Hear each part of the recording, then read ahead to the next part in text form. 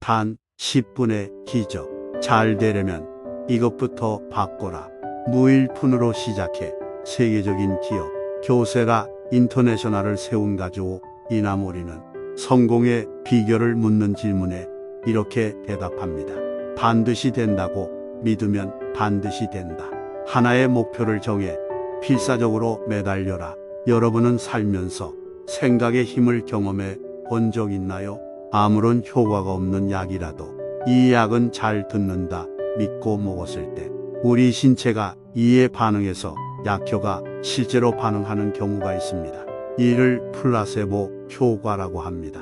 긍정적인 생각은 정신적인 부분에만 영향을 주는 것이 아닙니다. 반드시 신체의 반응을 동반합니다. 이제 의욕이 샘솟는다. 암시를 걸면 의욕을 끌어내는 호르몬인 테스토스테론이 분비되어서 신체적으로도 의욕 넘치는 상태가 됩니다.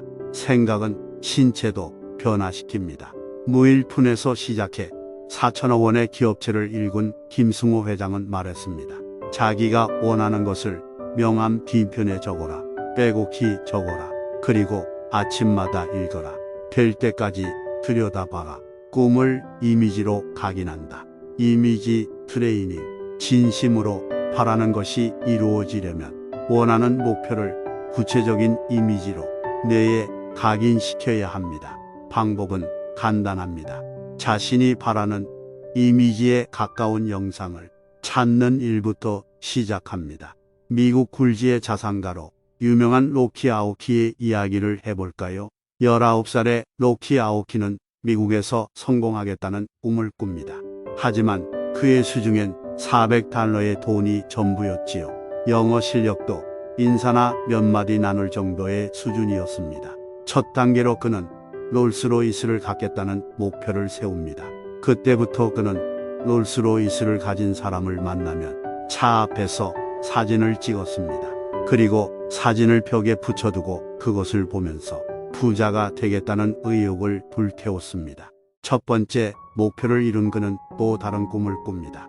자신의 가게를 내고 자가용 제트기를 갖고 전 세계 주요 도시에 100개의 체인점을 내는 목표입니다. 이번에도 그는 사진을 찍었습니다. 어딜 가든 사진을 가지고 다니며 자신의 꿈을 선명한 이미지로 각인시키고 이를 현실화하기 위해 모든 노력을 기울였습니다. 그 결과 그는 100여 곳에 체인점을 둔 베니 하나를 일궈냈으며 자가용 제트기를 타는 거부가 되었습니다. 닥치고 행동. 사람들은 흔히 의욕이 있기 때문에 행동을 한다고 생각합니다. 사실은 그 반대입니다. 무언가 행동을 하고 있으면 의욕이 뒤따라옵니다. 베스트셀러 작가 스티브 챈들러는 말합니다. 아침에 조깅을 하려고 마음먹었는데 의욕이 안 생깁니다. 라고 말하는 사람에게 스티브 챈들러는 조언합니다. 아침에 일어나서 그냥 달리세요. 의욕이 없더라도 일단 시작하세요. 음악평론가 어니스트 뉴먼은 이렇게 말했습니다. 위대한 작곡가들은 의욕이 샘솟아서 작곡을 한 게 아니다. 작곡 작업에 착수했기 때문에 의욕이 솟아난 것이다. 일단 무슨 일이든 시작해 봅시다. 그러면 자연스레 의욕도 생기는 경험을 하게 될 겁니다. 작은 성공을 반복해 의욕을 정립한다.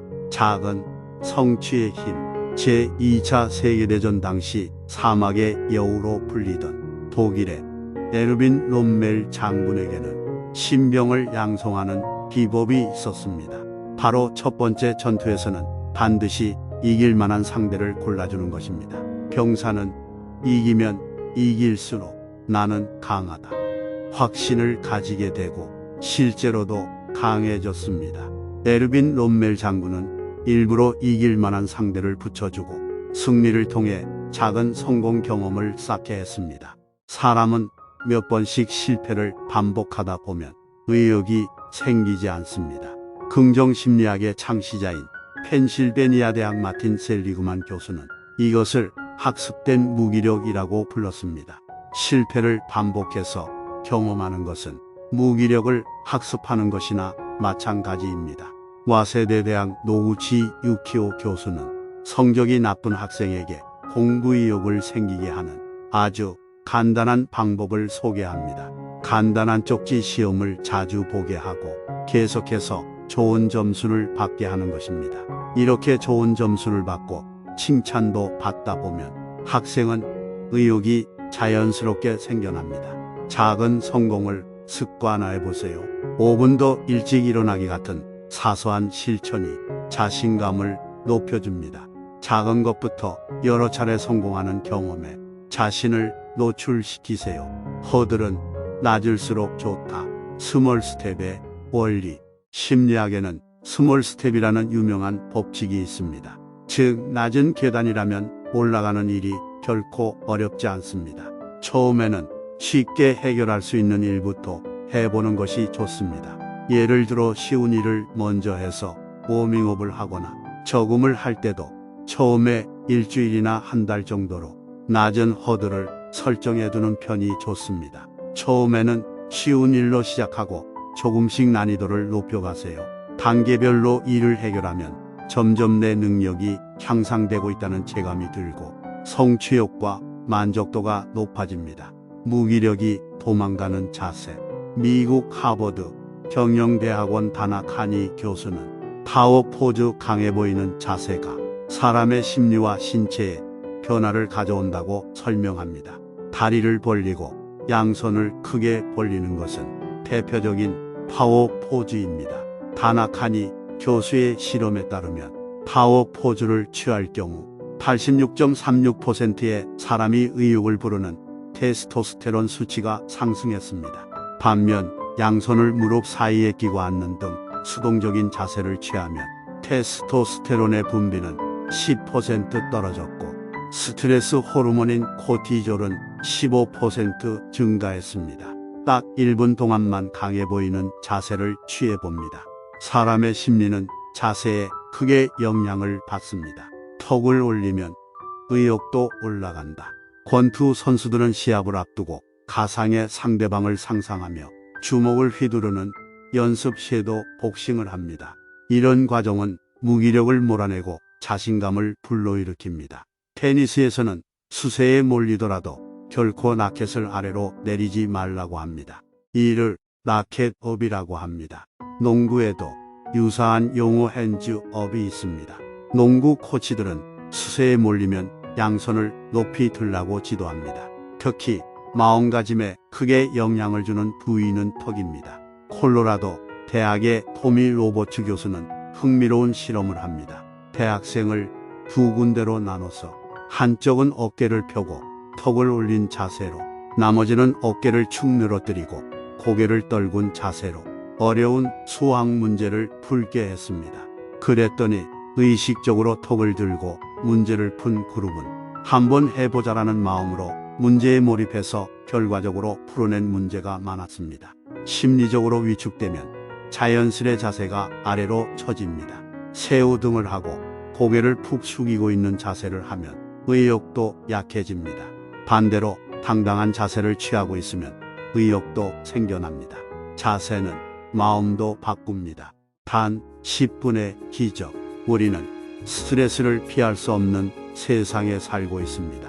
그렇다면 어떻게 스트레스를 풀 수 있을까요? 가장 좋은 방법은 운동입니다.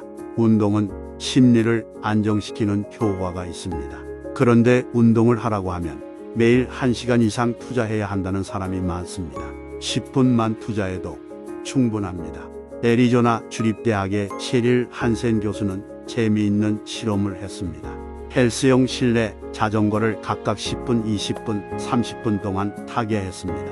실험 결과 운동 시간과 관계없이 실험자 모두 피로와 긴장, 우울감 지표가 감소했습니다. 특히 다른 운동 효과를 배제하고 오직 활력만을 기준으로 평가했을 때는 10분만 운동해도 활력이 최고조에 도달했습니다.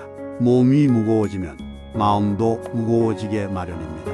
매일 10분만 운동에 투자해봅시다.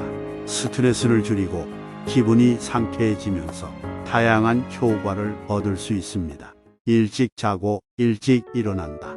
뉴욕 주립대학의 토머스 야체스키 교수의 연구에 따르면 생활 습관이 제대로 자리 잡힌 사람일수록 활동성이 높고 에너지가 넘친다고 합니다.